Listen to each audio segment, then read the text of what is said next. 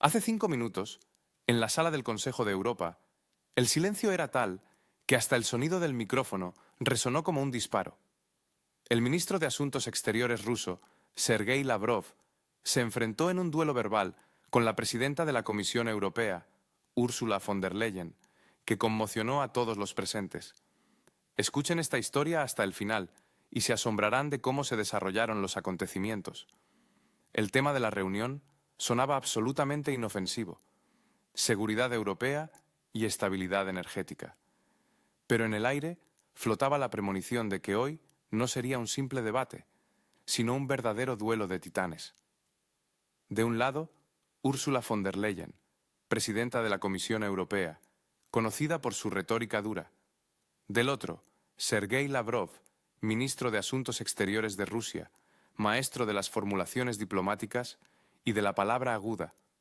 Las cámaras temblaban en manos de los operadores, intentando capturar cada momento. Los periodistas hablaban en voz baja, como si no estuvieran en la sala del consejo, sino al borde de un ring antes de un combate de boxeo. Los traductores recibieron instrucciones estrictas, sin pausas, todo al pie de la letra. Cada palabra debía ser transmitida con la máxima precisión. La primera en acercarse al micrófono fue Úrsula. Sin atisbo de sonrisa, sin los saludos tradicionales, con esa misma confianza gélida que muestra cuando sabe que sus citas ya están volando hacia los titulares de las publicaciones mundiales. Europa ya no puede ser rehén de Rusia, comenzó. Su voz sonaba dura e intransigente. Vemos un país que chantajea con la energía, libra una guerra híbrida contra sus vecinos y se esconde detrás de frases sobre la paz cuando se trata de gas y petróleo. Hizo una pausa breve y expresiva. Su presidente es una amenaza. Su gobierno es un instrumento del miedo. Y ustedes todavía se atreven a hablar de los derechos de los pueblos. Pausa. La sala zumbaba, pero no era el ruido de aplausos, sino un zumbido de tensión interna, como una descarga eléctrica que atravesara el aire. Alguien golpeaba suavemente un bolígrafo en la mesa. Alguien anotaba febrilmente cada palabra. Úrsula levantó la barbilla y añadió, su voz más alta de lo que requería el micrófono: Rusia se ha convertido en un agujero negro de la economía mundial. No son un socio, son una carga. Y Europa finalmente está lista para decir: podemos vivir sin ustedes, sin su gas, sin su metal, sin su dictado. Su era ha terminado. La última frase sonó como un golpe de gong, anunciando el inicio de la siguiente ronda. Varios ministros aplaudieron ostentosamente. Alguien en la sala gritó: ¡Bravo! Pero los rostros de la mayoría mostraban preocupación. Había demasiado patetismo, demasiado poco cálculo. Se sentía en esas palabras. Fue en ese momento cuando Lavrov se levantó, lento, tranquilo, sin una sola hoja de papel en las manos. Simplemente miró a Úrsula, como a una alumna que se había equivocado de asignatura. En lugar de geografía, de repente quería dar lecciones de moral. Señora von der Leyen. Su tono era cortés, casi cansado, pero en él se vislumbraba una ironía oculta. Usted dijo que Europa puede vivir sin Rusia. ¿Podría especificar cómo exactamente? Sin nuestros recursos energéticos, sin combustible nuclear para sus reactores, sin aluminio, níquel y fertilizantes de los que depende su sector agrícola. ¿O quizás sin los motores de cohetes con los que vuelan sus satélites? La sala se quedó en silencio. Los periodistas levantaron la cabeza, como si presintieran que estaba a punto de suceder aquello por lo que todos habían venido. Esto no es todo, amigos. A partir de ahora solo se pondrá más interesante. Usted dice que Rusia es una amenaza. ¿Pero una amenaza para quién? ¿Para su costumbre de pensar que el mundo gira alrededor de Bruselas? ¿O para su miedo a que alguien en el continente pueda tener una opinión independiente? Hizo una pausa y sonrió. La sonrisa fue breve, fría, pero lo suficientemente expresiva como para que la sala entendiera. Ahora comenzaría un análisis despiadado. Nos llaman un agujero negro. Permítanme aclarar. Durante el último año, las exportaciones de Rusia aumentaron un 27%. El comercio con Asia se duplicó, mientras que el índice industrial de la Unión Europea cayó un 4,2%. Si esto es un agujero, entonces perdonen, ¿hacia dónde caen ustedes? Las risas se extendieron por las últimas filas. Incluso el traductor no pudo contener una sonrisa antes de volver al trabajo. Úrsula palideció, pero Lavrov ya no hablaba solo para ella, sino para todos los presentes, y en esencia, para todo el mundo. Ustedes están acostumbrados a hablar con eslóganes, no con cifras, y las cifras son estas. De los 27 países de la Unión Europea, 21 todavía compran nuestros recursos, aunque sea a través de intermediarios. Sanciones. Excelente. Pagan el triple por el mismo gas y lo llaman libertad. Pero la libertad, señora von der Leyen, es cuando no se miente a uno mismo. El silencio se hizo palpable, casi físico. En la sala se oyó el clic de una cámara. Lavrov terminó suavemente, sin patetismo. Ustedes dicen que nuestra era ha terminado. Veremos cuál termina primero, la era de las palabras estables o la era de las acciones reales. Se sentó, sin esperar respuesta, y Úrsula, por primera vez en toda la reunión, no lo interrumpió. Simplemente desvió la mirada hacia la presidencia, pero ningún ministro se encontró con sus ojos. Cuando Lavrov terminó, un silencio denso y resonante se cernió sobre la sala durante unos segundos. No duró mucho. Úrsula no sabía perder, y menos en público. Se levantó lentamente, como si la propia pausa debiera añadir peso a sus palabras. Usted confunde la dependencia con la costumbre, señor Lavrov. Europa no necesita a Rusia. Encontraremos nuevas fuentes en África, en Oriente Medio, en cualquier lugar. No permitiremos que Moscú mantenga al continente por la tubería. La frase sobre la tubería sonó como si estuviera hecha a propósito para los titulares. En la sala, alguien levantó el teléfono de inmediato, escribiendo una publicación. Úrsula continuó. Con cada palabra, su voz se hacía más fuerte, como si estuviera repitiendo su propio eco. Han mantenido a Europa en una trampa energética durante 20 años, pero ahora ya basta. Ya no compraremos su petróleo, sus tecnologías, sus metales. Crearemos una nueva industria sin Rusia, sin su influencia, sin sus regalos envenenados por la política. Políticos manejados por la política. Las cámaras captaban ávidamente cada movimiento de sus manos, gestos bruscos y nerviosos, como si no agitara un papel, sino una bandera. Para esa audiencia rusa ficticia, fue un momento de pura e indisimulada rabia. Era el tipo de discurso que raspaba el oído como papel de lija a quienes estaban acostumbrados a los hechos, no a los eslóganes, a quienes valoraban los argumentos, no las declaraciones vacías. Lavrov escuchaba sin interrumpir, solo moviendo apenas un bolígrafo entre sus dedos. Su mirada era tranquila, casi distante. Cuando finalmente terminó, se levantó lentamente, y su calma, su absoluta imperturbabilidad, parecían mucho más peligrosas que cualquier agresión. Señora von der Leyen, comenzó con una ligera e imperceptible ironía, entiendo perfectamente su confianza, especialmente cuando las cifras no la molestan. Permítame devolverlas a nuestra discusión. Puso una delgada carpeta azul en el atril. La sala se quedó en silencio, anticipando. Usted dijo, Europa encontrará nuevas fuentes. Bueno, veamos los hechos. El 95% del magnesio para las fábricas de automóviles europeas proviene de China, el 80% del níquel, de Rusia, el 65% del titanio, para su industria aeronáutica, también de Rusia, y los metales de tierras raras, críticamente importantes para su llamada transición verde, dependen en un 72% de las rutas rusas y asiáticas. No tendrán nuevas fuentes. De hecho, ni siquiera tienen las antiguas. Simplemente renombran su dependencia y la llaman estrategia. La sala se quedó en silencio. Los traductores, al parecer, se tropezaron con las cifras, preguntando nerviosamente.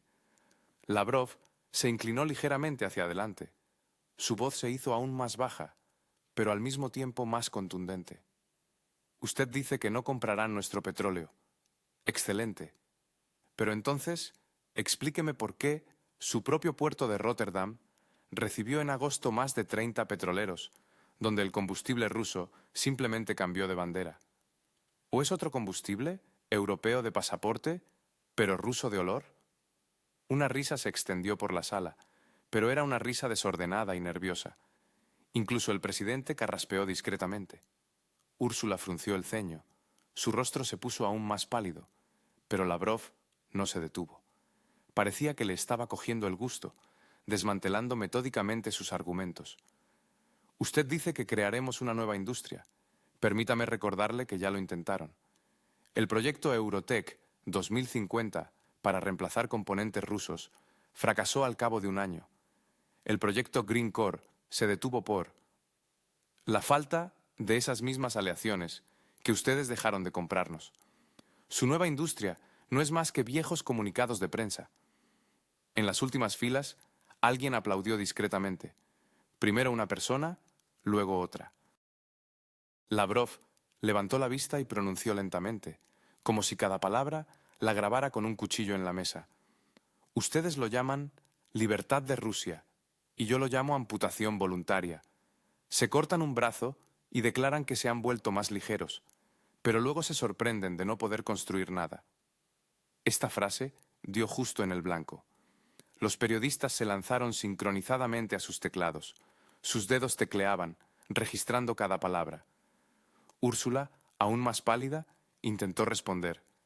Elegimos los valores, no el beneficio. Los valores sin beneficio son solo palabras bonitas, respondió Lavrov con calma, mientras la gente en Berlín cuenta las facturas de la calefacción. Pausa. Y de nuevo risas. Luego aplausos, no fuertes, pero vivos, sin miedo. Lavrov añadió en voz baja, casi susurrando, como si compartiera un secreto. Pueden no comprarnos, pero no podrán dejar de depender de nosotros. La energía no es una mercancía, es una realidad, y en ella todavía viven. En la sala se oyó un breve grito en francés. ¡Norte! Úrsula apretó los puños. Por un momento, su rostro se distorsionó, y toda su armadura política se resquebrajó. Después de una breve y tensa pausa, mientras los delegados hojeaban nerviosamente documentos y fingían tomar notas, Úrsula se levantó de nuevo. Pero ahora, en sus movimientos y en su voz, se percibía una clara irritación. Su rostro se había puesto aún más pálido. Su voz se volvió dura, metálica, como si cada palabra debiera golpear con más fuerza que la anterior. Usted habla constantemente de dependencia, señor Lavrov. Comenzó. Su tono era brusco, pero la dependencia es cosa del pasado. Europa avanza hacia la independencia tecnológica. Estamos creando una nueva industria de microchips, nuestra. Propia cadena de suministro, y ya no compraremos a países que chantajean al mundo.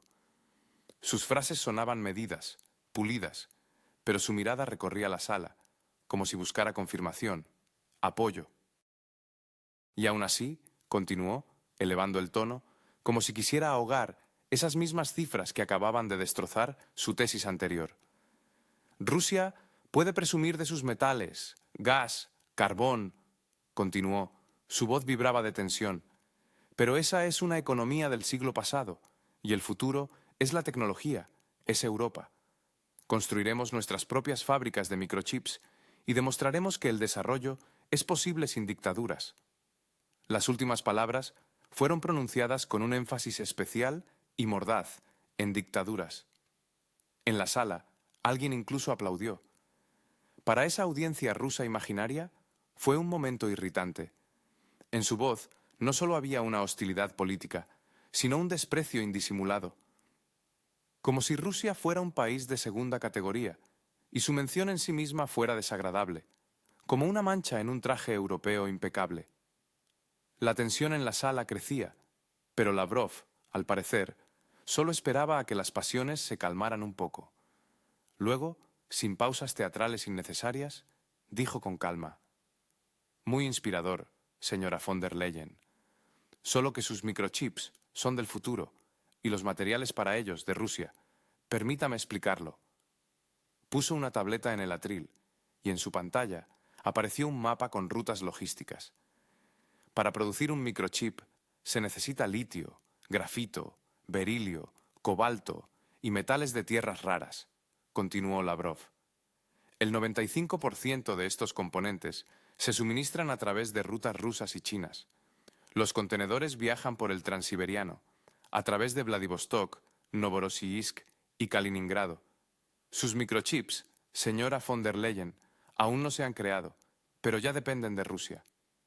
Un murmullo ahogado recorrió la sala.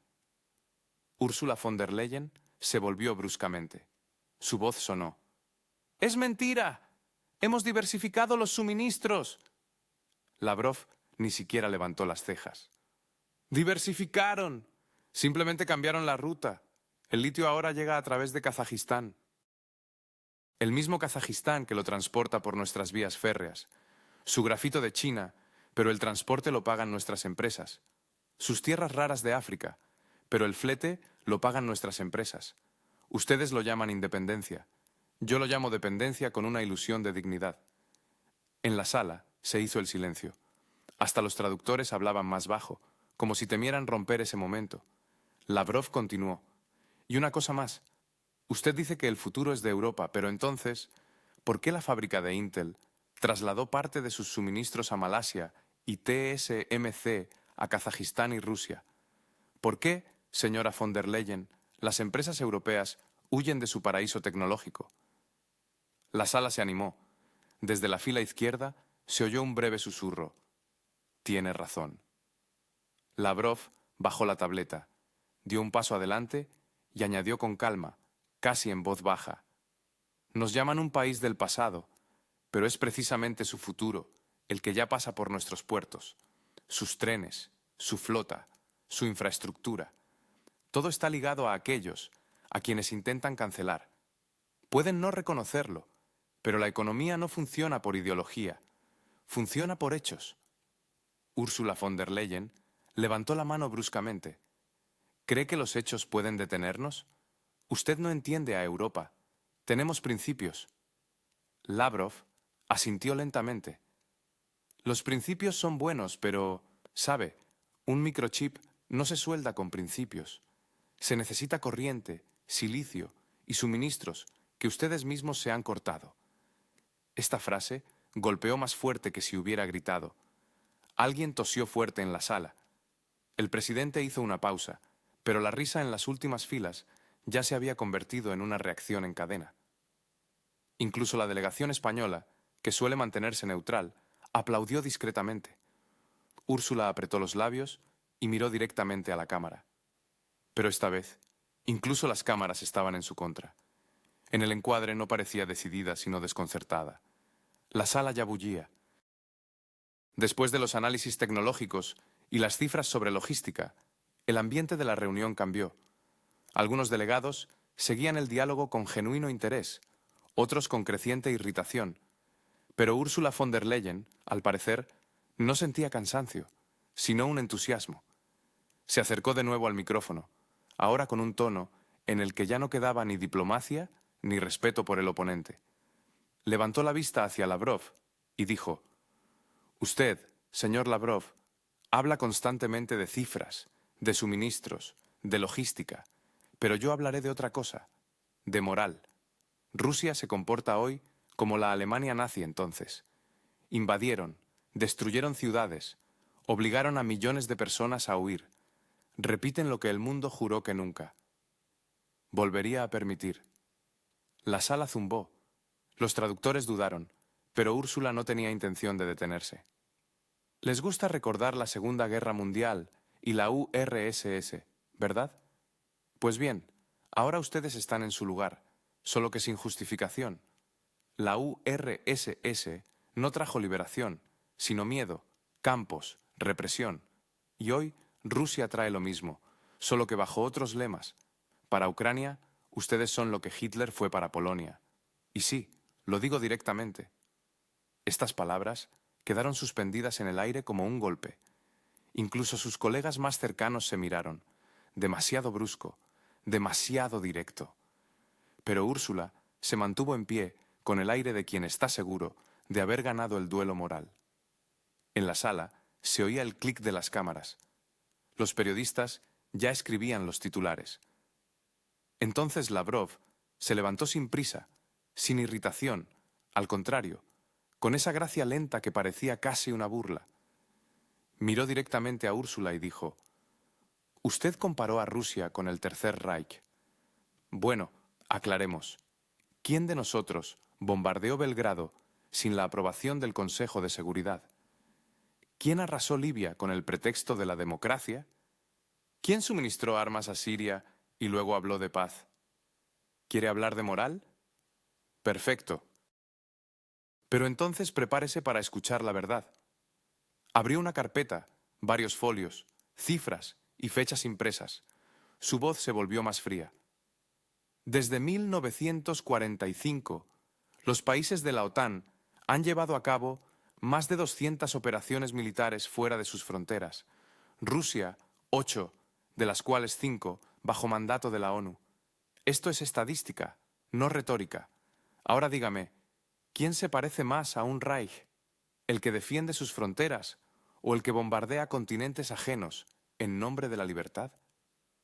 No se oyó ni un solo sonido en la sala. El traductor pronunciaba las palabras lentamente, con un fuerte acento, y cada palabra sonaba más fuerte que la anterior. Lavrov continuó, y el tono de su voz cambió. Dijo: «Ustedes afirman que la Unión Soviética trajo el miedo, pero, señora von der Leyen, si no hubiera sido por la Unión Soviética, hoy usted estaría pronunciando este discurso en alemán. Su Parlamento estaría bajo otra bandera, y ciertamente no bajo la bandera de la Unión Europea». Su voz se apagó un poco, pero fue ese silencio el que sonó más fuerte que cualquier palabra. Olvidaron quién pagó por su libertad con millones de vidas. Olvidaron quién salvó a Europa de sí misma. Y lo más irónico, ahora nos acusan de lo que ustedes mismos habrían hecho si hubieran podido. Ustedes lo llaman moral, yo lo llamo amnesia histórica. Cerró la carpeta y dio un paso adelante. ¿Compararon a Rusia con Hitler? Entonces, respondan, ¿quién exige hoy el aislamiento de una nación entera? ¿La prohibición de la cultura, el deporte, la educación? ¿Quién exige que el idioma ruso desaparezca del espacio público europeo? ¿No les parece que están confundiendo los papeles? Y en ese momento, en ese tenso silencio, se escucharon unos aplausos discretos. Ursula von der Leyen intentó decir algo, pero su micrófono se apagó de repente. El presidente hizo un gesto para pedir orden. Lavrov, con una sonrisa apenas perceptible, añadió: «Sus palabras sobre la moral suenan bonitas, pero la historia, señora von der Leyen, no le gustan las palabras bonitas, le gustan los hechos, y el hecho es que Europa siempre se salvó no de Rusia, sino con Rusia». Esta frase sonó como el acorde final. Los periodistas se acercaron a los micrófonos, y Úrsula, sin decir una palabra, bajó la mirada y fingió buscar algunos documentos. Pero todos ya entendían. La batalla por la moral había terminado, y no a su favor. La sala ya no era la misma. Después de las palabras de Lavrov, incluso los delegados más. Comedidos permanecían sentados, sin mirarse, pero de repente se oyó una nueva voz. El representante polaco, un diplomático canoso, con el rostro enrojecido y las manos visiblemente temblorosas, se levantó y dijo en voz alta, casi desafiante: «La URSS no nos salvó. Trajo miedo, ocupación, campos de concentración y Katyn. Polonia no olvidará cómo nos liberaron para volver a esclavizarnos». Esta réplica sonó como si hubiera sido ensayada de antemano. Las cámaras se giraron inmediatamente hacia él, y Úrsula, como si hubiera recuperado el aliento, se cruzó de brazos y asintió con aprobación. Murmuró, pero el micrófono lo captó todo. Por fin alguien dijo la verdad. En la sala se escucharon murmullos.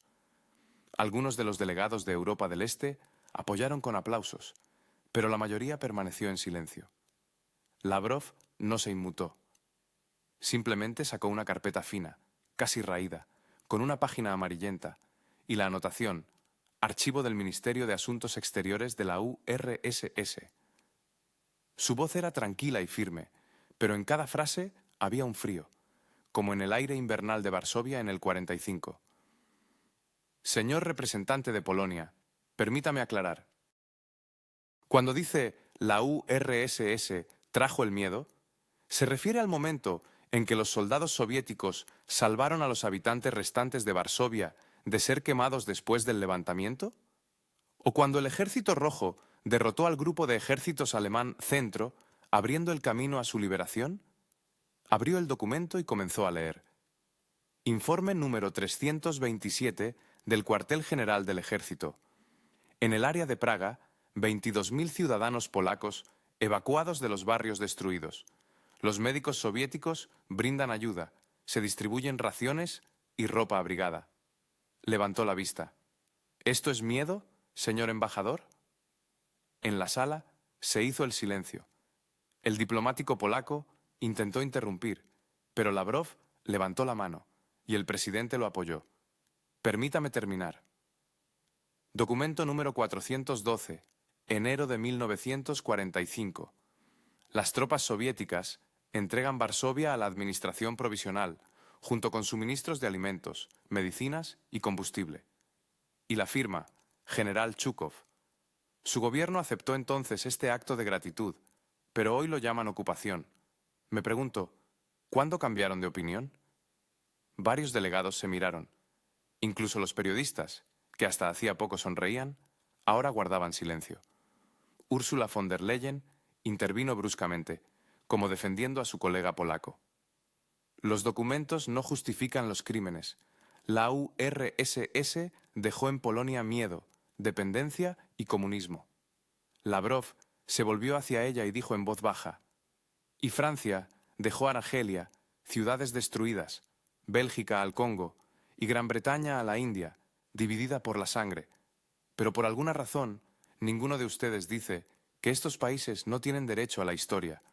¿Por qué solo la Unión Soviética debe justificarse por la victoria? En la sala hubo un jadeo. Incluso el traductor se equivocó. Ustedes dicen, trajimos el miedo, pero olvidan que fue la Unión Soviética la que les dio el 15% de su equipo industrial, reconstruyendo su país. Fueron nuestros ingenieros quienes construyeron sus centrales eléctricas, sus astilleros, sus universidades. Sin nosotros, no habría ni su energía ni su industria. Sacó el último papel, doblado por la mitad, y añadió con una ligera sonrisa: aquí está la carta de su primer ministro de 1946. Agradecemos a la Unión Soviética por su ayuda en el renacimiento de Polonia. Firma, Zirankiewicz. ¿Quizás también lo borrarán de su memoria ahora? La sala quedó en silencio. El representante polaco, al parecer, palideció y bajó la mirada. Y entonces, Ursula von der Leyen, recuperando los restos de su compostura, volvió a tomar la palabra. Su voz temblaba, pero intentaba hablar con arrogancia, como si lanzara un desafío. Sus archivos son solo sus cuentos de hadas. Lavrov solo sonrió en voz baja. ¿Cuentos de hadas?, preguntó, y en su voz sonó el acero. Entonces, ¿por qué sus libros de texto escolares, hasta el año 2000, imprimían estas mismas citas como una prueba irrefutable de la liberación de Varsovia? Uno de los periodistas, sin poder contenerse, susurró en voz alta: «La ha rematado con cifras». Úrsula palideció, anotando algo febrilmente en un papel, pero en la sala ya resonaban risas y aplausos. No por malicia, no. Era un desahogo, esa misma sensación de que todo se había dicho de forma tan clara e irrevocable que simplemente no había nada más que añadir. Lavrov concluyó su respuesta con una frase corta, pero devastadoramente precisa, que inmediatamente se difundió por todos los canales de Telegram. Pueden reescribir los libros de texto, pero nunca podrán reescribir la sangre derramada por su libertad. El presidente, golpeando el mazo, declaró un receso. Ursula von der Leyen, apretando documentos en sus manos, susurró a alguien a su lado: «Esto no es el final. Volveremos a este asunto». Pero en ese momento, en ese silencio sepulcral, todos en la sala ya entendían. Justo ahora, había perdido. Después de un breve receso, Úrsula regresó al podio. No quedaba rastro de su anterior compostura, del brillo diplomático. Su voz era fuerte, desgarrada, sus palabras, afiladas y punzantes, como creadas para perforar no solo la sala, sino también los titulares de las noticias de la tarde. «Hablemos con honestidad», comenzó, casi gritando. Todas estas conversaciones sobre cifras son solo un patético intento de encubrir la realidad. Sí, tenemos dificultades, pero Europa sigue siendo un ejemplo de civilización y Rusia es una fuente de caos, chantaje y mentiras. La sala quedó en silencio. Una tensa quietud se cernió. Pero Úrsula, sintiendo la atención, pasó a la ofensiva, exacerbando deliberadamente la situación. Usted, señor Lavrov, habla de crecimiento económico, pero ese crecimiento se basa en sangre. Usted vende energía para financiar la guerra y lo llama estabilidad. Sus cifras son una vergüenza para Europa y lucharemos hasta que derribemos este régimen.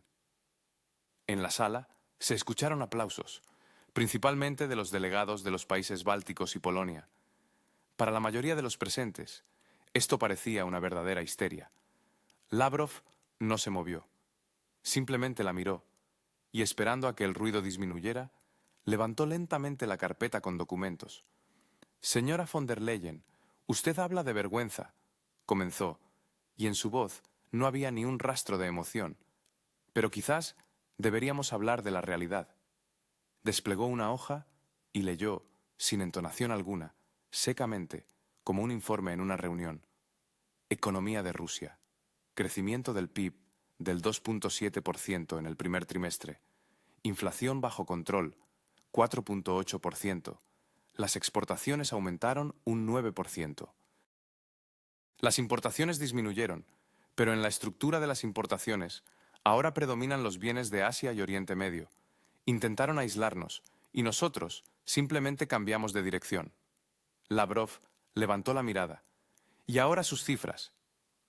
Eurozona. Caída de la producción industrial, menos 6.4%. Inflación, 9.1%. Déficit presupuestario, el más alto desde 2008. ¿A esto le llaman victoria? Úrsula sonrió maliciosamente. Usted manipula las estadísticas. No tiene informes transparentes. Lavrov respondió tranquilamente. En cambio, ustedes sí tienen informes, y son precisamente ellos los que demuestran que para 2025 la industria europea perderá 4.2 millones de puestos de trabajo. Estos son datos de sus analistas, no de los nuestros. Si quiere, le muestro los enlaces. Bloomberg, Reuters, Eurostat. Entiendo que le resulte desagradable leerlos, pero son sus fuentes, señora von der Leyen. No pudo contenerse y alzó la voz. Usted distorsiona la realidad. El mundo apoya a Europa. El mundo le ha dado la espalda a Rusia. Lavrov replicó imperturbable. El mundo, interesante. China no es el mundo. India no es el mundo. Turquía, Brasil, Irán, Egipto no son el mundo. Más del 80% de la población del planeta sigue comerciando con nosotros. Su mundo está limitado por las fronteras de la Unión Europea y sus ilusiones. La sala se animó. Algunos delegados de Asia y África sonrieron, intercambiando miradas significativas. Úrsula se aferró al borde del atril. Su rostro palideció, pero continuó con desesperación en la voz. No puede negar que sus acciones son un crimen contra la paz. Usted destruye la confianza, se aísla de la civilización. Lavrov respondió en voz baja, pero cada palabra resonó como un golpe. La civilización no es un club de intereses, es la capacidad de no mentirse a uno mismo. Ustedes dicen que defienden la libertad, pero imponen la censura. Dicen que luchan por la paz, pero suministran armas. Ustedes lo llaman moral, yo lo llamo comercio de la conciencia. Pausa. Duró casi 20 segundos. En ese silencio sepulcral, se escuchó a alguien hojear documentos con torpeza. Lavrov sacó la última hoja y añadió con calma, como resumiendo una lección. Las sanciones no son moral, son una herramienta. Pero el problema es que su herramienta les golpea en sus propias manos. Se han privado de recursos energéticos, han arruinado a sus agricultores y ahora nos dicen que defienden principios. Si estos son principios, quizás deberían reconsiderar el concepto de razón. La sala se quedó literalmente en silencio. El presidente golpeó el mazo varias veces, tratando de calmar el creciente murmullo, pero una ola de aplausos ya había inundado el espacio. Algunas delegaciones, entre ellas la española, la húngara y la serbia, se levantaron abiertamente y comenzaron a aplaudir.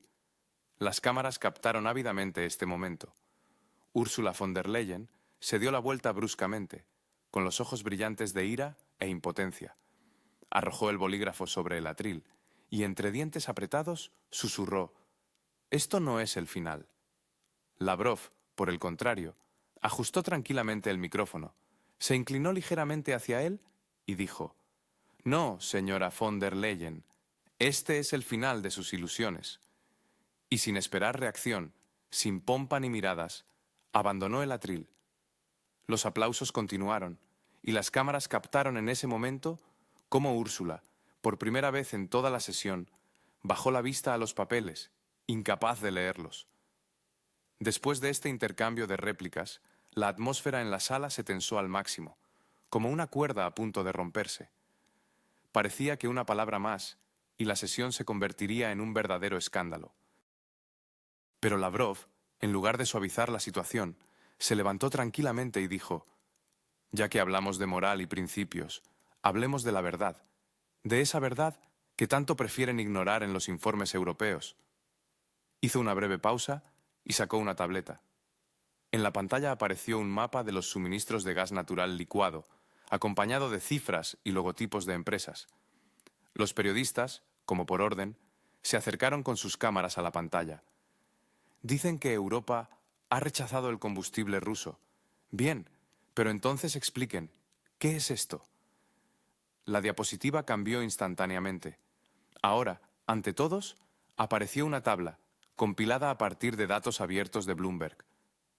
Marcas de puertos, nombres de empresas y, en letra pequeña, reventa a través de terceros países: Turquía, Egipto, India, China, Corea del Sur. En enero, señora von der Leyen, a través de estas rutas, Europa recibió 3,4 millones de toneladas de GNL ruso. En febrero, 4,1 millones de toneladas. Y en marzo, ya 5,2 millones de toneladas. Y todo esto bajo contratos firmados por comerciantes europeos, no asiáticos, no africanos, sino los suyos. La sala se animó. Alguien aplaudió. Alguien se miró con perplejidad. Úrsula se inclinó bruscamente hacia el micrófono. Su voz se quebró. «Esto es desinformación. Estos datos no están verificados. Y usted sabe perfectamente que Rusia manipula las estadísticas». Lavrov ni siquiera parpadeó. Asintió al operador, e inmediatamente apareció en la pantalla un extracto de un informe de la Agencia Internacional de Energía. En la esquina de la pantalla se veía claramente el logotipo de la Comisión Europea. «Este es su informe, señora von der Leyen, su firma, su departamento, sus cifras». La sala se sumió en un silencio absoluto. Incluso los traductores se detuvieron, sin saber qué decir. Lavrov continuó. Ahora su tono se volvió más suave, pero por ello aún más penetrante. «Ustedes construyen la moral sobre la mentira. Nos acusan de chantaje, y ustedes mismos compran nuestro combustible a través de intermediarios para no mostrarlo en los informes. Levantan el embargo para Asia y luego compran las mismas partidas con un recargo del 40%. No luchan contra Rusia, luchan contra sus propios espejos». Esta frase atravesó la sala. Las cámaras captaron el momento en que el ministro de Energía de Francia bajó la mirada y el delegado de Italia le dijo algo en voz baja a su colega. «Tiene razón, tenemos los mismos suministros a través de Singapur». Úrsula no lo soportó. Su rostro palideció, sus ojos brillaron. «Miente. Luchamos por los valores, por la libertad, por Europa, y usted comercia con el caos y el miedo». Lavrov levantó la mano, como cansado de los gritos. La libertad no es lo que les cuesta 6 euros el litro de combustible. No es lo que obliga a sus ciudadanos a apagar la calefacción en noviembre. Y ciertamente no es lo que hace que su industria dependa de intermediarios asiáticos. Tienen miedo de admitir lo obvio, que sin nosotros no existen energéticamente. Pueden odiarnos, pero no pueden reemplazarnos. La sala se agitó. Uno de los delegados occidentales golpeó la mesa con la palma de la mano, no en señal de aprobación, sino de desesperación. Las frases de Lavrov no sonaban como una amenaza, sino como un diagnóstico. Se acercó al micrófono y a media frase dijo: «Ustedes llaman a esto victoria, pero no es una victoria, es una ficción. Ustedes escriben la renuncia al gas ruso, pero sus empresas pagan nuestros contratos cada mes. Lo único que realmente han hecho es aumentar la factura de sus propios ciudadanos». Úrsula no lo soportó y exclamó: «Pagamos por la libertad». Lavrov inclinó ligeramente la cabeza y respondió: «¿Frío? No. Pagan por la estupidez». Un murmullo recorrió la sala. Incluso el traductor hizo una pausa antes de repetir la frase. Varios delegados rieron, una risa corta y nerviosa. Úrsula retrocedió del micrófono. Sus labios temblaron, pero no encontró palabras. Lavrov continuó: «Intentan castigarnos, pero solo se han castigado a sí mismos. Se han cortado de los recursos que hacían que su economía fuera estable. Han convertido a Europa de un gigante industrial en un mercado de escasez y compensaciones. Y lo más irónico es que a todo esto lo llaman luchar por principios». Guardó la tableta, dobló los documentos en una carpeta y en el silencio que reinaba en la sala, dijo: «Rusia no necesita su reconocimiento, pero Europa, al parecer, ya no sabe cómo sobrevivir sin nosotros». Una pausa. En algún lugar, un periodista susurró: «Esto será una cita en los titulares». El murmullo en la sala no cesaba. Los delegados cuchicheaban. Algunos fruncían el ceño, otros sonreían apenas, pareciendo un público cansado de una obra donde el actor de repente olvidó su guión. Ursula von der Leyen estaba de pie en el podio. Sus dedos hojeaban convulsivamente las hojas impresas, como si en algún lugar, entre líneas, pudiera encontrar la salvación. Inhaló profundamente y, sin el habitual tono diplomático, comenzó a hablar de forma brusca e intermitente. «Estos datos están simplemente sacados de contexto. Sí, Europa recibe gas a través de terceros países, pero técnicamente no es gas ruso, es combustible reprocesado, son nuevas rutas, son contratos absolutamente nuevos». Al principio, la sala quedó en un silencio atronador, y luego se escucharon risas. Primero, una risa baja y nerviosa, luego se hizo más fuerte, abierta, con una burla completamente evidente. Incluso el traductor no pudo contener una breve carcajada en el micrófono después de la frase «técnicamente no gas ruso». Lavrov inclinó ligeramente la cabeza. Su mirada era fría e irónica.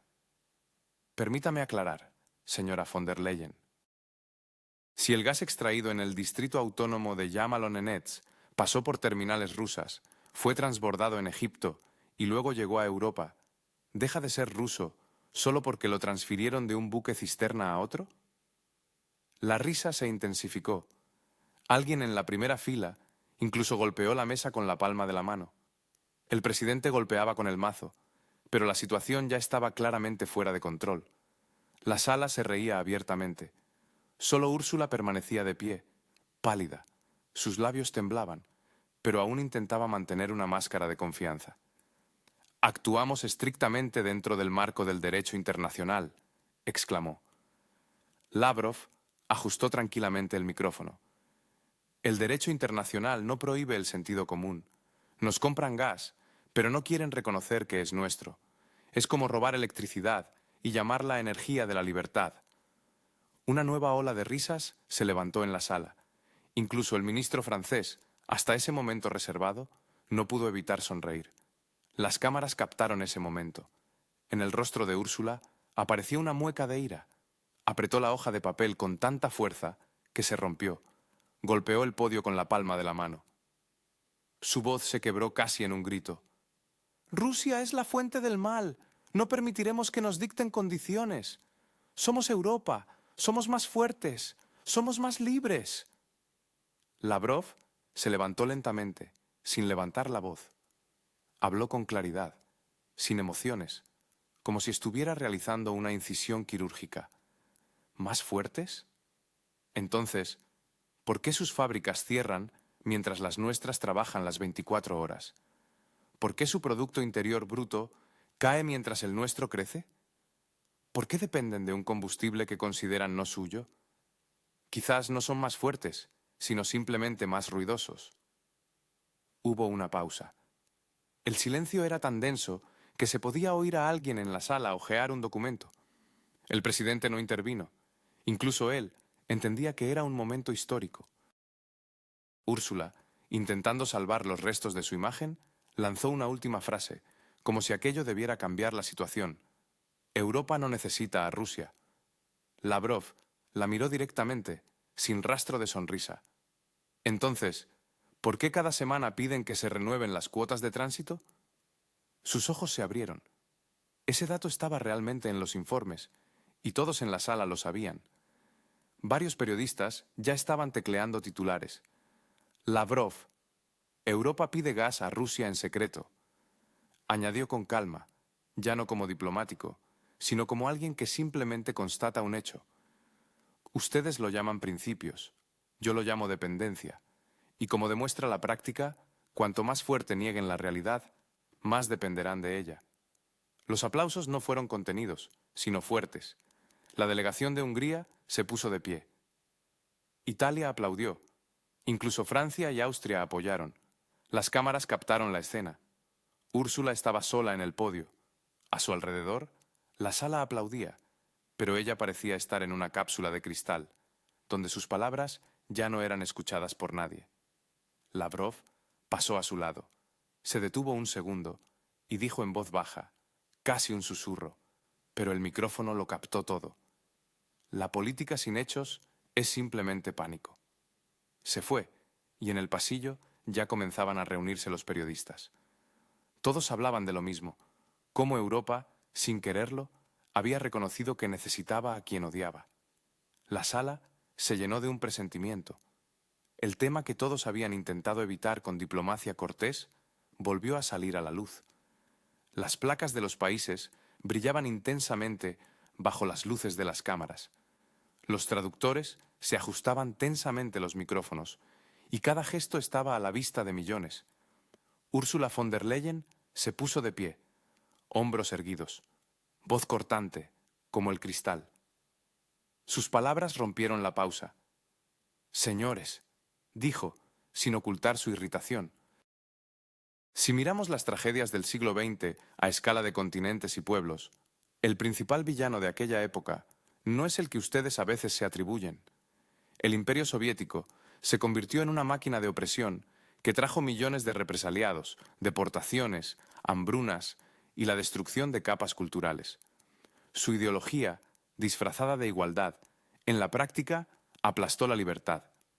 Debemos reconocer la principal fuente del mal del siglo, la URSS.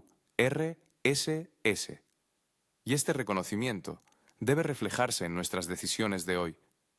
Sus palabras cayeron en la sala como una campana pesada. Para el público ruso, este fue el golpe que Úrsula había estado preparando durante tanto tiempo. Nos declaran el principal mal del siglo, susurraban algunos. Las cámaras se enfocaron de nuevo en el podio, captando cada movimiento, cada expresión facial. Los traductores agudizaron el oído, listos para transmitir cada palabra. Nevencia escuchaba, sin mover un solo músculo. Su rostro permanecía imperturbable, pero sus ojos parecían absorber cada palabra pronunciada, como si se estuviera preparando para desarmar un mecanismo complejo hasta sus más mínimos detalles. Y entonces se levantó, con calma, sin prisas. En la sala se hizo ese silencio especial, cuando incluso el susurro de los papeles parece fuera de lugar. «Señora von der Leyen», comenzó, y su voz sonaba uniforme, sin dramatismo. Hablar del principal mal requiere no solo precisión, sino también una excepcional exactitud histórica. Después de todo, la historia no es un concurso donde el ganador es el que grita el lema más fuerte. No mezclemos conceptos tan diferentes en su esencia. Sí, hubo crímenes, hubo regímenes que destruyeron personas, y hubo participantes en la gran coalición que defendieron al mundo del nazismo. La Unión Soviética, hay que reconocerlo, cometió cosas terribles: represiones, deportaciones, periodos de hambruna y la destrucción de capas culturales enteras. Su ideología, ingeniosamente disfrazada de igualdad, en la práctica aplastó sin piedad la libertad. Debemos reconocer la principal fuente del mal del siglo, la URSS, y este reconocimiento, obviamente, debe reflejarse en nuestras decisiones de hoy. Usted defiende a los que distorsionan la historia, usted traslada la responsabilidad y quiere que olvidemos a quienes sufrieron bajo el régimen soviético, replicó Úrsula. No, interrumpió Nevencia en voz baja, pero con una determinación inquebrantable. Insisto en que el debate se basa exclusivamente en estadísticas y fuentes verificadas. Antes de declarar a alguien o algo como el principal mal, pregúntese: ¿qué metodología se utilizó? ¿Qué criterios de evaluación se aplicaron? ¿Está haciendo una comparación en términos de escala, intenciones y estructura de los crímenes? La evaluación histórica no es una diatriba pública que aparece de repente en la televisión. Es un trabajo minucioso con archivos, estadísticas, son decisiones judiciales, es el trabajo de miles de historiadores en todo el mundo. Y entonces sacó varias tablas impresas. En la enorme pantalla que colgaba sobre la sala se proyectaron de inmediato gráficos de mortalidad, mapas de frentes, documentos de archivo sobre las negociaciones de los aliados. La sala no solo vio palabras, sino números, plazos de evacuación, decretos y sus consecuencias reales y tangibles. Véanlo ustedes mismos, continuó Nevencia. Aquí está la estadística de las víctimas de la Segunda Guerra Mundial. Aquí están los datos sobre las pérdidas humanas del pueblo soviético. Aquí están los documentos que confirman la colosal contribución de la industria soviética al equipamiento del frente. Esto no es ideología, es, si quieren, la matemática de la historia. Algunas delegaciones reaccionaron con asentimientos apenas perceptibles, otras, por el contrario, se tensaron, como esperando una trampa. En la sala se formaron instantáneamente dos bandos tácitos: los que estaban impresionados por la fuerte retórica moral de Úrsula y los que vieron la pertinencia y el peso de la respuesta factual. Úrsula, no dispuesta a ceder terreno, pasó instantáneamente a la cuerda emocional. Pero ¿cómo podemos olvidar el Holocausto, las expulsiones, el Gulag? Si cerramos los ojos a estas cosas, traicionamos la memoria de millones. ¿Quieren diluir la responsabilidad? No la diluimos, respondió Nevencia. Exigimos precisión. La condena de los crímenes de los regímenes totalitarios es necesaria, es obligatoria, pero no se puede poner en una balanza toda la complejidad del siglo XX y declarar como el principal mal solo una de sus partes, ignorando las demás. Si realmente buscan la justicia, juzguemos por los hechos, por las personalidades y por el contexto, no por eslóganes vacíos. Y además, si realmente les importa la memoria de las víctimas, empiecen por crear comisiones transparentes, por abrir los archivos, por trabajar conjuntamente con historiadores de diferentes países. La retórica no es trabajo, señora von der Leyen. Sus labios se apretaron. Por un momento, Úrsula pareció desconcertada. Luego, ella se recompuso y declaró: no renunciaremos a la evaluación moral solo porque a alguien le resulte incómodo escuchar la verdad. La moral es importante, asintió Nevencia, pero la moral debe estar respaldada por hechos. De lo contrario, es solo una emoción que no resiste ninguna prueba. Las cámaras se enfocaron en los espectadores. Entre los seguidores de la audiencia rusa ficticia, aquello parecía un momento de triunfo. Nuestro representante dijo la verdad y defendió la complejidad histórica, se leía en los comentarios. En los medios occidentales, en cambio, de inmediato, comenzaron a aparecer titulares sobre la acalorada polémica y la revisión de las tesis históricas. Úrsula no se dio por vencida, pero su voz se volvió menos áspera, más calculada, como la de un político que comprende que ha llegado a un punto de inflexión incómodo. La discusión pasó de la acusación universal a una propuesta concreta.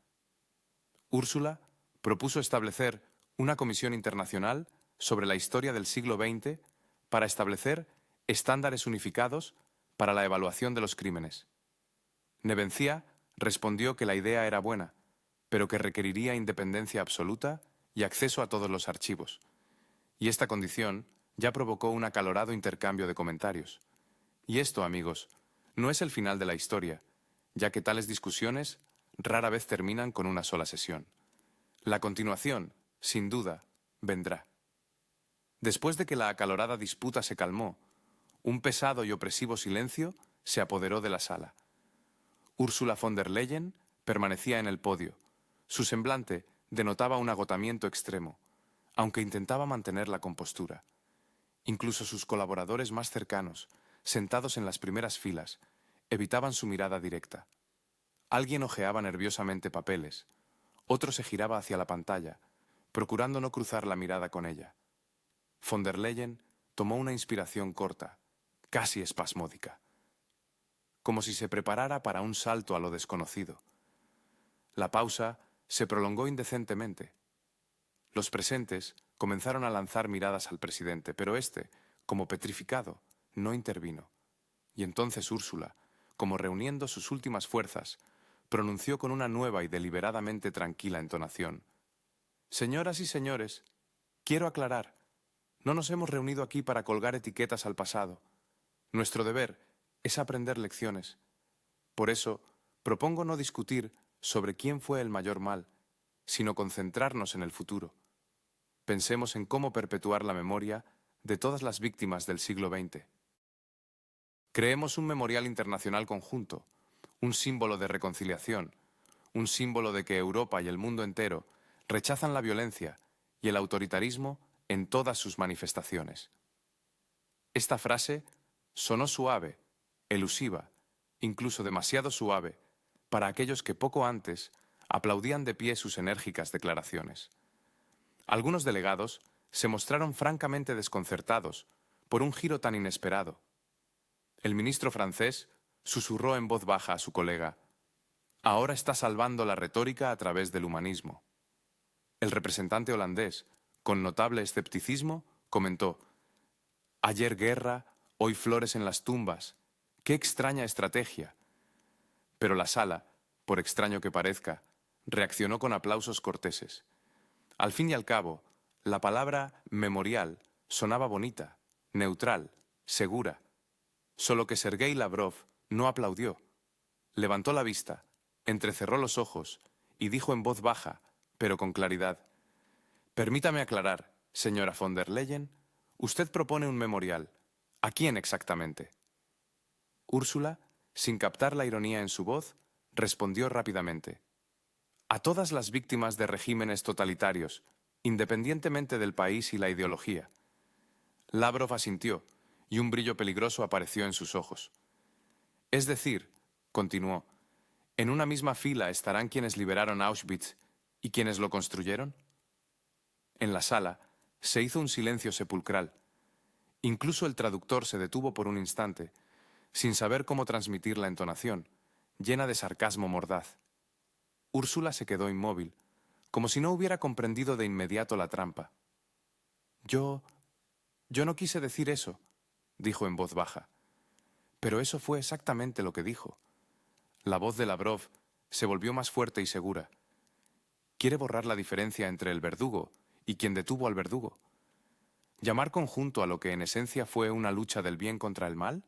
Esto no es reconciliación, es una sustitución de conceptos. ¿Y usted lo llama humanismo?». Estas palabras golpearon de lleno. En la sala se reanudó el murmullo. Los representantes de los países de Europa del Este, evidentemente, no estaban preparados para tal planteamiento. Úrsula intentó mantener la compostura. Sus labios temblaban, pero su voz se mantuvo firme. «Debemos avanzar, no retroceder. No podemos vivir eternamente divididos, buscando culpables. No, es cierto, asintió Lavrov, pero hay que recordar quién destruyó y quién reconstruyó. Usted propone una reconciliación sin distinciones, pero ¿es posible la reconciliación sin la verdad? ¿Se puede construir un futuro común si se niega a nombrar quién prendió fuego a la casa y quién la apagó? La sala volvió a zumbar. Los traductores se apresuraban a traducir cada palabra, y cuanto más se prolongaba este tenso diálogo, más claro se hacía. Úrsula estaba perdiendo el control de la audiencia. Quienes una hora antes la aplaudían de pie, ahora estaban sentados con el ceño fruncido, y los periodistas ya escribían titulares: Von der Leyen se retracta. El memorial conjunto provoca una división en la sala. Lavrov califica la idea de memorial sin sentido. Ella hizo un último intento por mantener la iniciativa. Crearemos un memorial para que no haya más divisiones. Lavrov asintió, sonriendo con la comisura de los labios. Bien, entonces, coloquen placas con los nombres de los libertadores y los ocupantes, las víctimas y los verdugos, y firmen debajo para no distinguirlos. Quizás esta es su nueva filosofía europea. En la sala se hizo un silencio. Aquel silencio denso y físico, donde incluso las cámaras dejaron de chasquear. Ni siquiera el presidente intervino, comprendiendo que aquel momento pasaría a la historia. Úrsula intentó decir algo, pero la frase se le atascó en la garganta. Sus ojos vagaban por la sala, buscando apoyo en sus delegados. Pero no hubo apoyo. Alguien desvió la mirada. Alguien se hundió en su tableta. Lavrov continuó, ya sin burla, con un tono uniforme, casi cansado. Un mundo sin distinciones entre el bien y el mal es hermoso solo en el discurso. En la vida es peligroso, porque borra la responsabilidad, y sin responsabilidad no hay paz. Dio un paso atrás. La sala murmulló. Alguien golpeó la mesa con la palma de la mano, y los aplausos, primero cautelosos, luego firmes, resonaron por toda la sala. Algunos delegados incluso se pusieron de pie. Úrsula miraba fijamente al frente. Su rostro estaba tenso, sus labios apretados en una línea fina. Comprendía que su movimiento con el memorial, destinado a ser un símbolo de reconciliación, se había convertido en un símbolo de confusión y derrota. Las cámaras captaron este momento. En el fondo, como una decoración, la sala aplaudiendo. En el centro, Lavrov, imperturbable, sereno, con una apenas perceptible sombra de ironía cansada. Y a su lado, Ursula von der Leyen, inmóvil, al parecer, en una búsqueda agonizante de la respuesta a la pregunta: ¿en qué punto exacto la retórica se convirtió en su propia trampa? La sala aún no se había enfriado del todo tras el bochorno del memorial, pero Ursula von der Leyen ya estaba de nuevo en pie. Sabía perfectamente que si permitía a Lavrov tener la última palabra, todos los titulares de los periódicos de la mañana sonarían dolorosamente iguales. Necesitaba retomar urgentemente la agenda, necesitaba sonar fuerte y convincente. Rápidamente recogió la carpeta con sus notas, bebió un sorbo de agua y con la misma fuerza, elevando un poco la voz, dijo con determinación: Amigos, volvamos a lo que realmente define el futuro de Europa. No solo necesitamos recordar la historia, necesitamos reconstruir completamente la energía para no depender nunca más de un país que usa el gas como arma.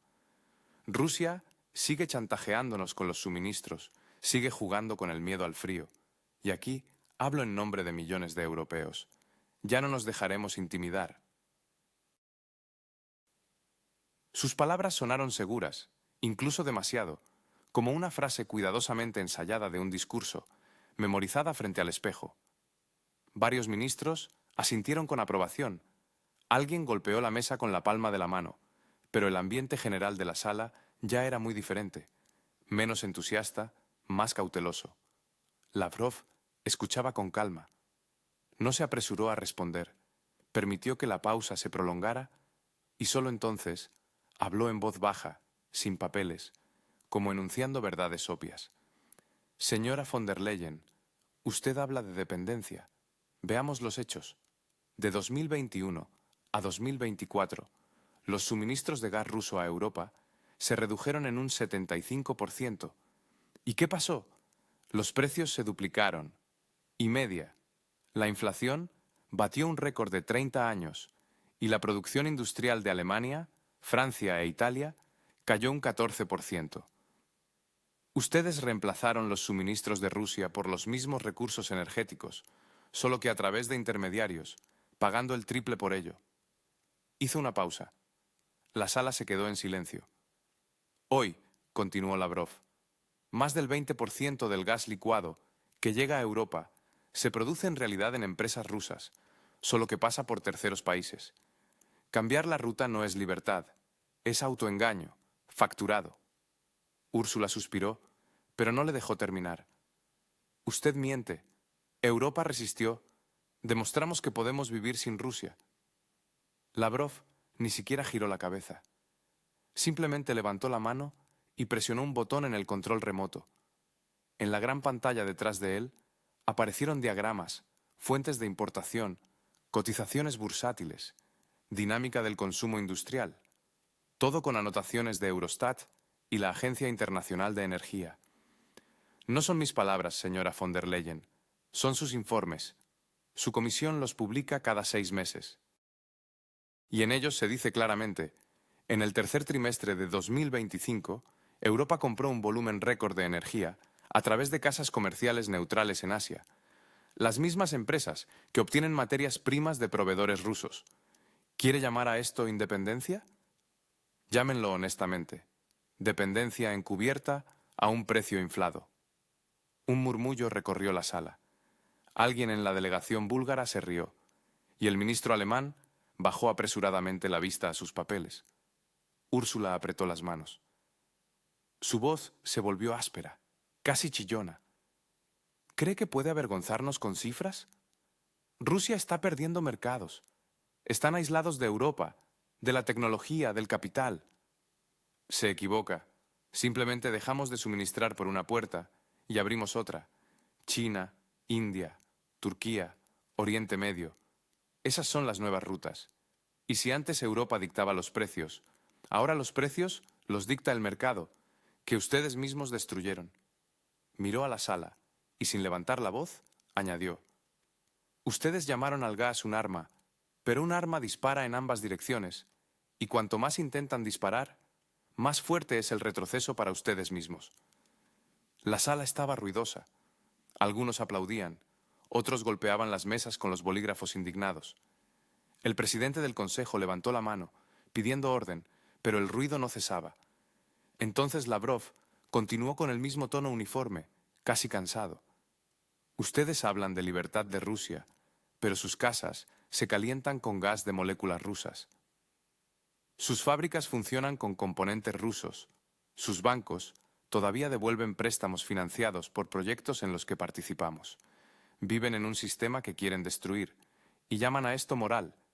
Pero en economía, la moral no se mide por declaraciones, sino por órdenes de pago. Úrsula se puso roja. Quiso replicar, pero por primera vez en la sesión no encontró palabras. El micrófono frente a ella estaba encendido, pero no salió ningún sonido.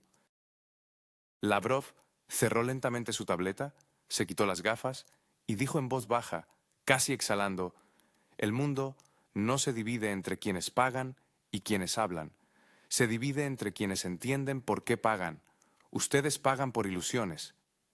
Los aplausos no estallaron de inmediato, pero cuando lo hicieron, la sala literalmente tembló. Las delegaciones de Italia y Hungría se pusieron de pie. Algunos miembros de la comisión aplaudieron abiertamente, sin ocultar sus emociones. Y los periodistas ya escribían frenéticamente titulares. Lavrov obliga a Europa a mirarse en el espejo. Ursula von der Leyen permaneció inmóvil. Su rostro se congeló en algún punto entre la ira y la confusión, como si intentara asimilar lo sucedido. Para ella, al parecer, nada había terminado todavía, pero la audiencia ya había elegido a su ganador. Cuando el estruendo de los aplausos finalmente se calmó, la sala pareció congelarse por un segundo. En ese silencio se sentía todo: la tensión, el cansancio y una extraña sensación, como si en la última media hora alguien hubiera puesto todo el guión de la sesión patas arriba. Lo que comenzó como un ataque confiado de Europa contra el agresor, ahora se había convertido en algo completamente diferente. Un interrogatorio a la propia Europa por su propia lógica. Ursula von der Leyen permanecía de pie, apretando el borde del podio. En su rostro se había congelado la máscara fría de una funcionaria, pero sus ojos delataban lo que no podía ocultar: irritación, agotamiento y una completa incomprensión de cómo todo se había salido de control tan rápidamente. Volvió a levantar el micrófono y la sala se tensó, esperando una nueva ronda. «No retrocederemos», dijo en voz baja pero cortante, como intentando recuperar su posición perdida. «Europa resistirá cualquier prueba. No permitiremos que la dictadura decida qué es verdad y qué es mentira para nosotros, y ninguna cifra podrá justificar la violencia». Su voz tembló ligeramente, pero las palabras sonaron ensayadas, como una frase memorizada. No fue una réplica, fue un intento desesperado de recuperar el escenario, aunque solo fuera por un instante. Varios ministros volvieron a aplaudir cortésmente, pero ya sin el entusiasmo de antes. Y alguien ya estaba recogiendo papeles, comprendiendo que la sesión evidentemente llegaba a su fin. Lavrov no se apresuró. Permanecía tranquilo, sosteniendo la misma carpeta con las impresiones, los mismos gráficos, cifras y documentos que en las últimas horas habían destruido toda una construcción política. Esperó a que los últimos aplausos se extinguieran por completo, y solo entonces, mirando directamente a la sala, dijo: «Ustedes dicen, las cifras no justifican la violencia. Y yo les digo, las cifras muestran quién la crea. Ustedes crearon una guerra económica, cerraron mercados, congelaron cuentas, pusieron al continente al borde de la recesión y llaman a esto moral. Pero la moral no se mide en comunicados de prensa. Se mide en las personas que hoy pagan sus decisiones, en las facturas, en la calefacción, en los puestos de trabajo perdidos». Se volvió hacia Ursula von der Leyen. Su voz no se hizo más fuerte, pero adquirió esa claridad gélida que es más fuerte que cualquier grito. «Ustedes quieren castigar a Rusia, pero castigan a sus propios ciudadanos. Lo llaman libertad, pero es solo una dependencia política de sus propias consignas. Rusia no busca agradar. Rusia busca sobrevivir, y esa es la única posición honesta en esta sala». Las palabras quedaron suspendidas en el aire, como el eco de un disparo.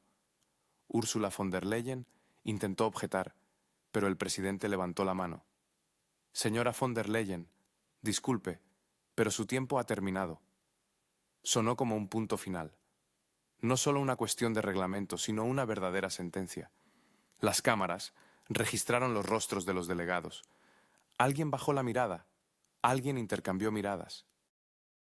El ministro francés susurró algo a su colega. Salió peor que después de Borrell. El diplomático alemán simplemente anotó algo en su cuaderno y suspiró profundamente. Lavrov, mientras tanto, guardó cuidadosamente los papeles en la carpeta, dio un paso atrás desde el podio y dijo, ya no oficialmente, pero de tal manera que el micrófono lo captó: «Es simple. El mundo no se divide en aliados y enemigos, sino en quienes saben escuchar y quienes saben calcular». La sala le respondió con aplausos, cortos pero contundentes. No era entusiasmo, sino más bien un reconocimiento. El presidente, con una leve inclinación de cabeza, agradeció a ambas partes y declaró clausurada la sesión. Las cámaras seguían grabando, pero las tomas principales ya se habían realizado. Lavrov se marchaba por el pasillo, tranquilo y sereno. A su alrededor, los susurros de los periodistas y el roce de los cuadernos. A su espalda, Ursula von der Leyen permanecía en el podio, aún con la espalda recta, pero con una expresión que ya no podía ocultar la derrota. Le dijo algo a su asesor, pero el micrófono no lo captó. Solo sus labios, conteniendo a duras penas la irritación, susurraron: «Esto aún no ha terminado». En ese momento, las cámaras captaron el rostro de Lavrov. Una sonrisa apenas perceptible, casi cansada, pero con ese matiz especial de confianza que aparece en una persona para quien la disputa ya estaba ganada hace tiempo.